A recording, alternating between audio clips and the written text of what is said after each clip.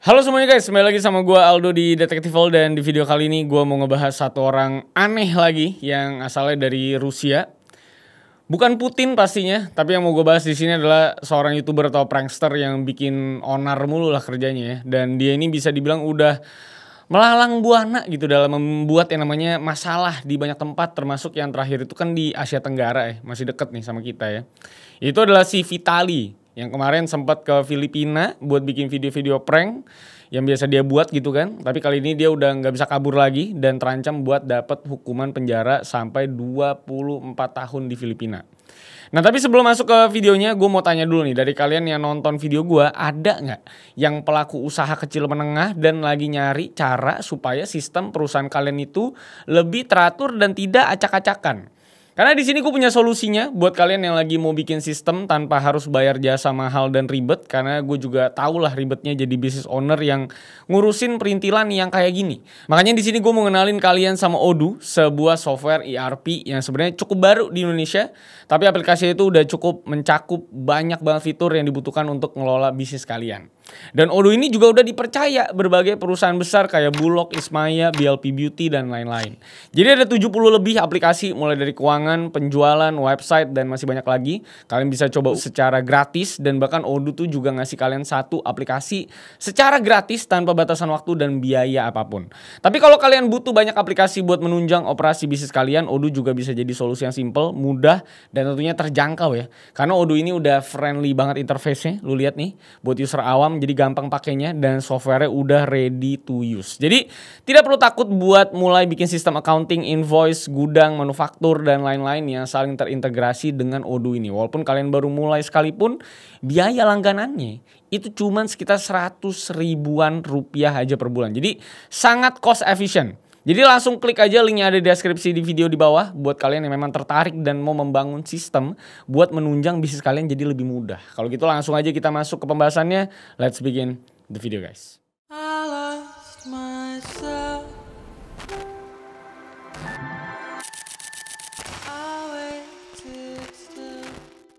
Kemarin Joni Somali, sekarang kita ngomongin Vitali ya. Emang ini dua live streamer yang memang tidak ada obat kelakuannya ya. Memang ada aja aksi-aksi yang luar biasa gitu. Jadi yang mau kita bahas di video ini adalah seorang content creator namanya Vitali. Nah pertama-tama di sini seperti biasa gue bakal jelasin dulu dia itu siapa, latar belakangnya gimana, dan abis itu baru kita ke main eventnya. Dimana orang ini itu bener-bener bisa dibilang bejat dan gila banget kelakuannya ya. Bener-bener gak ada adabnya dan anything lah for number gitu. Intinya dilakukan lah intinya buat terkenal gitu ya. Jadi buat kalian yang belum tahu siapa orang yang mau gue omongin di video ini, orang yang dikenal dengan nama Vitali ini tuh nama lengkapnya Vitali Zdrojevskii. Jadi ini orang lahir di tanggal 8 Maret 1992, beda 1 tahun sama gue. Dan dia lahirnya itu di Murmansk, Rusia. Jadi sebenarnya ini orang udah bukan bocah lagi ya, tapi emang kelakuannya aja yang emang begitulah. Dan sebelum masuk ke dunia sosial media, si Vitali ini tuh ngaku kalau dia dari umur 15 tahun itu udah kerja sebagai tukang sampah yang gajinya itu $5 per jam. Terus dari sana dia tuh sempat jadi orang yang megangin sign atau yang biasa disebut sebagai sign spinner, yang biasa muter-muterin gitu ya. Terus dia juga sempat jadi tukang bersih-bersih di restoran yang ada di Miami, Florida. Dan pada usia 18 tahun, si Vitali ini juga ngaku kalau dia sempat jadi extras di beberapa video film biru waktu umurnya itu 18 tahun di tahun 2011. Jadi emang roller coaster sekali perjalanan karir ini orang sebelum dia masuk ke sosial media dan terkenal. Nah si Vitali ini itu mulai aktif di sosmed itu kurang lebih dari tahun 2011-an. Yang di awal-awal akun YouTube-nya naik itu dia bikin prank dengan judul Disturbing the Peace. Yang videonya itu sampai 6 part, lu bayangin. Yang kalau dipikir-pikir, ini orang dari awal aja kontennya udah 6 part ngeganggu kedamaian orang gitu ya. Dan kalau ngomongin kenapa si Vitali ini akhirnya bisa terkenal banget, konten awal dia yang bikin bener-bener meledak itu karena satu video yang judulnya Miami Zombie Attack Prank. Sebenarnya videonya itu kalau lu lihat sekarang normal-normal aja, cuman di makeup doang pakai baju compang-camping yang dikasih bercak darah palsu. Terus dia cuman sekedar gerak dengan aneh doang kayak zombie tanpa bawa apapun. Dan gak terlihat mengancam sama sekali sebenarnya.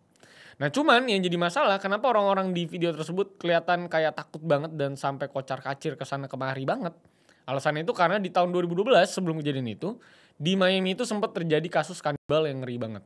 Waktu ada seorang pria namanya Rudy Eugene yang lagi mabok karena mabuk sebuah zat terlarang yang namanya bath salts.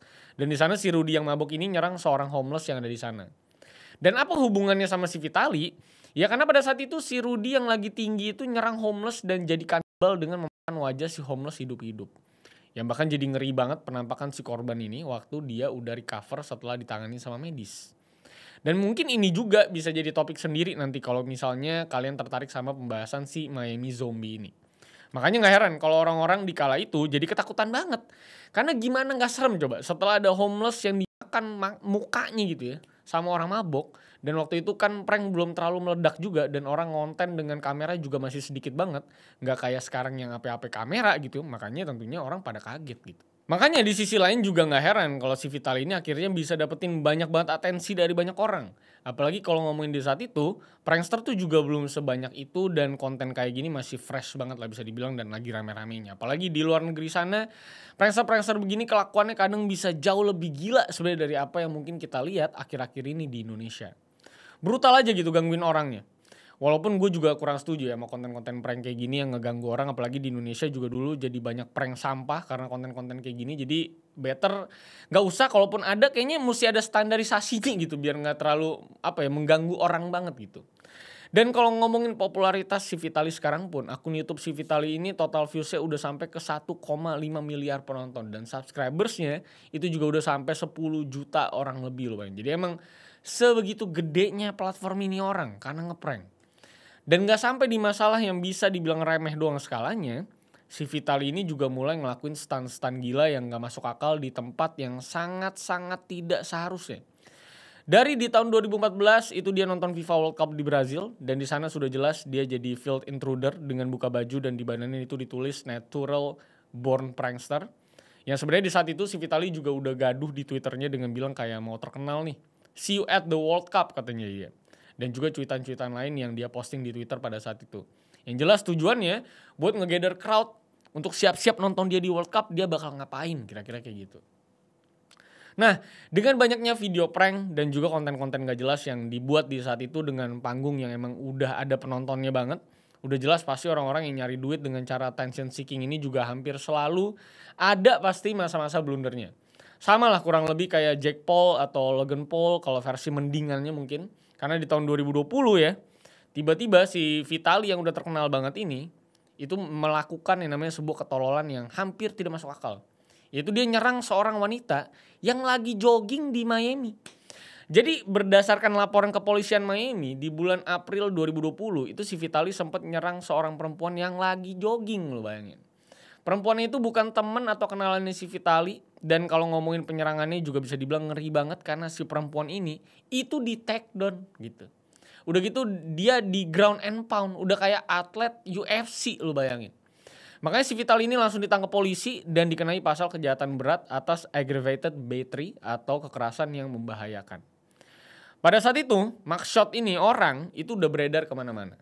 Karena dia senyum di mugshotnya lu bayangin. Dan kebetulan ini orang juga gak sempat dipenjara sama sekali karena dia ngebayarin uang jaminan sebesar $7.500 atau mungkin sekitar 100 jutaan rupiah lah waktu itu. Jadi terbebas dengan mudah lah ini orang. Dan dia juga bilang kalau di saat itu dia lagi gak stabil aja emosinya. Ya alasannya luar biasa.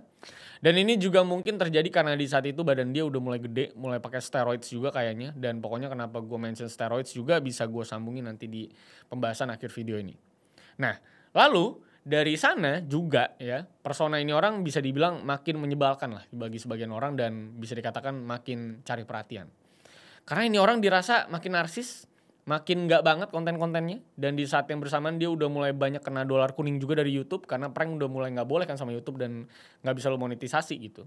Karena di sekitar tahun 2020-an itu kan udah mulai sering ya namanya dolar kuning ke semua konten. Dan salah satunya yang kontroversial kayak gini juga kadang-kadang dolar kuning juga apalagi ngeprank juga. Bahkan gak usah si Vitali yang memang pernah ditangkap polisi karena udah kriminal. Kalau lu yang nontonin gue zaman bahas-bahas true crime aja itu juga pasti tahu kalau dulu gue sering banget kena dolar kuning dan gak bisa dapet duit dari YouTube gara-gara pembahasan yang terlalu sensitif. Jadi apalagi Vitali yang memang dari awal prank itu udah mulai dilarang keberadaannya di YouTube untuk dimonetisasi. Dan kita maju fast forward Sampailah ke awal-awal tahun 2025 kemarin. Waktu si Vitali ini ada di puncak karir dia lah bisa dibilang sebagai prankster bumi gitu ya. Karena dimulai dari bulan Maret April kemarin ini orang tuh bener-bener gak masuk akal kelakuannya. Dan seperti yang kita semua mungkin udah tahu berita-beritanya, kalau ini orang tuh udah ditangkap. Padahal di bulan Maret dia itu baru ngupload video ke YouTube-nya dengan judul Vitali is back, yang pakai thumbnail foto mugshotnya dia. Jadi untuk detailnya si Vitali ini tuh pergi kan ke Filipina gitu ya. Dan di sana dia itu live streaming di platform Kick. Dan ya seperti biasa ini orang membuat onar di live streamnya. Dari mulai dia ngegangguin security dan mau nyium si security tersebut. Udah gitu dia juga mau ngambil senjata yang dibawa sama petugas keamanan.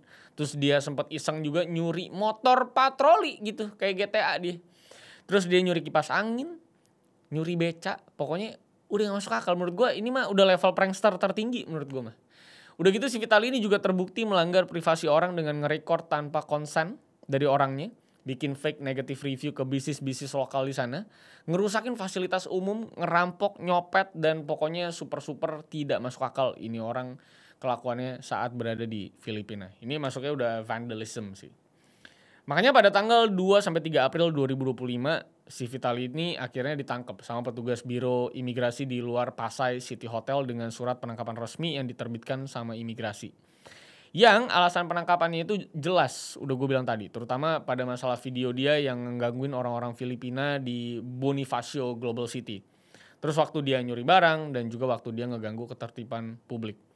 Sejauh ini si Vitali itu tuduhannya menyangkut harassment, mengganggu ketertiban dan kedamaian, dan juga dari masalah pencurian.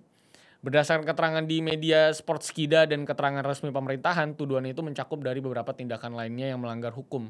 Seperti yang tadi gue bilang, vandalisme, ngerekam orang tanpa konsen, dan juga perampokan. Jadi emang udah banyak banget hukum yang dilanggar dan udah nggak main-main juga sebenarnya masalahnya. Dan yang pecah, waktu penangkapan dia dipublikasi sama media-media internasional juga. Sebenarnya memang ada mimik wajah ini orang yang masih senyum-senyum, kayak tidak merasa bersalah dan tidak ada beban gitu. Udah gitu waktu di mugshot juga ini orang senyum dengan tidak merasa ada kesalahan gitu dalam hidup dia. Dan mungkin dia juga ngerasa kalau apa yang dia lakukan bisa dengan mudah diselesaikan. Seperti biasanya. Tapi masalahnya sampai saat ini bail request atau permintaan dia buat bebas bersyarat dan bayar denda itu ditolak sama pengadilan Filipina. Udah gitu dia juga nggak bisa dideportasi dengan mudah sebelum melalui proses hukum di Filipina. Dan dari sekretaris dalam negeri Filipina sendiri yang namanya tuh John Vic Remula, si Vitali ini dikonfirmasi nggak bakal dideportasi di dalam waktu dekat karena Amerika Serikat dan Rusia udah menolak untuk menerima orang ini. Gokil. Dari kabar yang beredar di media internasional, pengadilan Filipina itu udah menjatuhkan total 5 tuduhan terpisah. Yang kalau 5-5-nya terbukti, itu hukuman penjaranya ada di rentang minimum 5 tahun dan yang terlamanya itu di 24 tahun penjara. Dan kalau ngomongin steroids yang gue bilang tadi, kenapa ada hubungannya sama steroids? Menurut gue pribadi sih karena bisa aja dia tuh punya masalah mental yang bikin emosi dia tuh jadi gak stabil, yang berakhir bikin konten-konten yang semakin tolol karena ya pengaruh steroids. Karena salah satu efek steroids kayak yang udah minum itu kan adalah, atau yang paling umum ya efeknya, adalah namanya roid rage yang bikin penggunanya itu sangat-sangat tidak stabil emosinya, bawaannya pengen marah-marah mulu dan bahkan mungkin aja melakukan apa yang si Vitali lakukan ke perempuan yang lagi jogging di tahun 2020, itu adalah salah satu dampak dari steroids. Dan apalagi kalau ngomongin kenapa gue yakin dia pakai steroids pun, dari awal dia ditangkap sama sekarang kalau lu bedain penampilannya, ini orang jauh banget badannya jadi lebih kecil dibandingkan pas dia awal-awal ditangkap dan masih senyum-senyum.